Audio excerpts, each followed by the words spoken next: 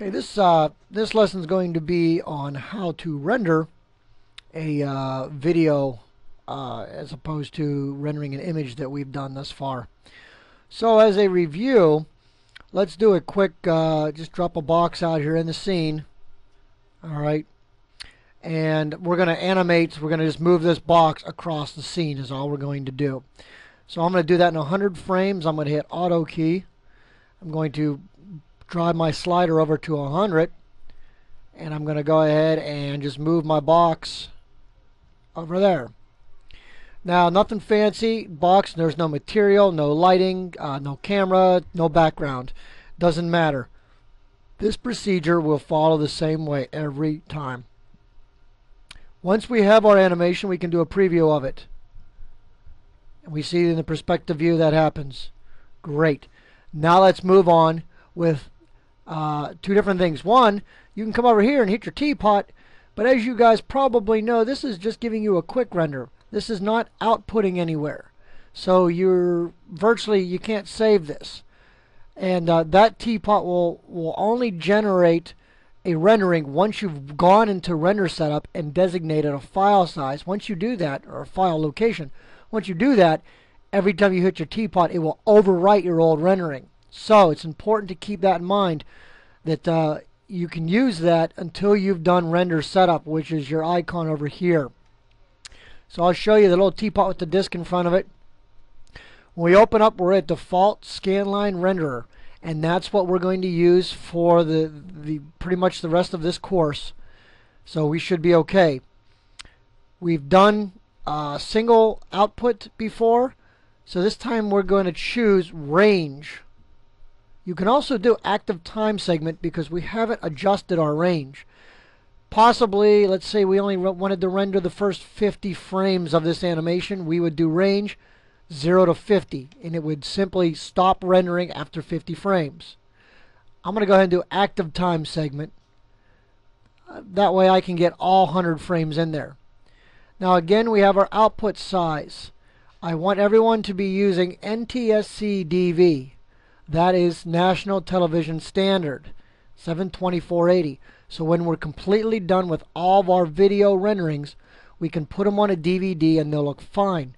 Use any other settings and it's proportionately going to distort your work, hence taking away from all of the time you put into it and virtually ruining your renderings. So 720/480. We also need to choose render output. This is blank. Go ahead and hit the word files, and it's going to automatically open in render output. We can go ahead right to the desktop. That way we know. Now, I'll suggest that you have a folder in My Documents where you'll put your project folders, because when you're done, you're going to have several gig of video. If you're just doing a test run, desktop is fine, but you don't want to put 30 or 40 gig of video on your desktop. That's going to kill your computer. So, name it. I'm going to just call it moving box. This is important that you designate what, like for instance, I'll do part 1 because maybe I'm going to have several versions of moving box. I don't want to just call it moving box and then have 5 different pieces. Next is save as file type. Now we've been using bitmap or JPEG for still images. We're going to use AVI file. AVI file is what we're going to use in order to generate a video that we can use for editing and whatnot. Now before we hit save, let's hit the word setup. Setup is going to open up the compressor information. Now by default yours will probably say Cinepack codecs, or it may even have something else weird. What's important to know is that some of these will not work. We're going to do everything uncompressed. That way it's guaranteed to work on virtually any computer you take it to. Just a little review on compressors. Certain computers have different compressors. In order for a computer to view a compressed video, it has to have a decompressor.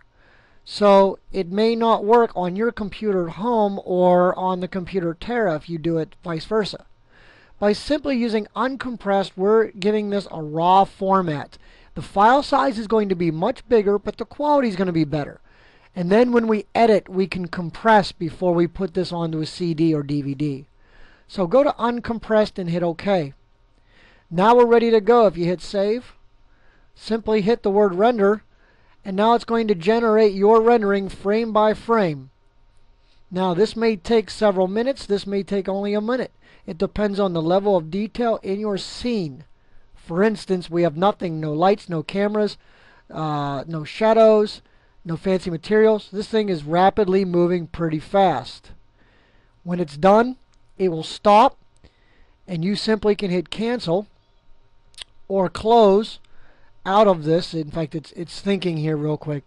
But once you've done that, you can jump out to your desktop and preview the file. So now we can minimize max, and here I am on my desktop, and I have a file out here called Moving Box Part 1. I can double click on that, and that's going to open up probably in Windows Media Player, and now it's going to drag kind of slow the first couple of times. The reason why is because this video is uncompressed, and your computer has to run it through several times in order to build up the cache, knock it out, get it ready. You know, you'll see larger videos will be nice and clear picture, but the animation will move slow, and that'll be fine. Once it renders out, we'll put it in Premiere, we'll do some editing, we can take that choppiness out of there. Okay, so that ends how to render a video. You may want to retrieve and come back to this video several times in order to ensure that you're getting the right settings so that you can use this to produce your final videos.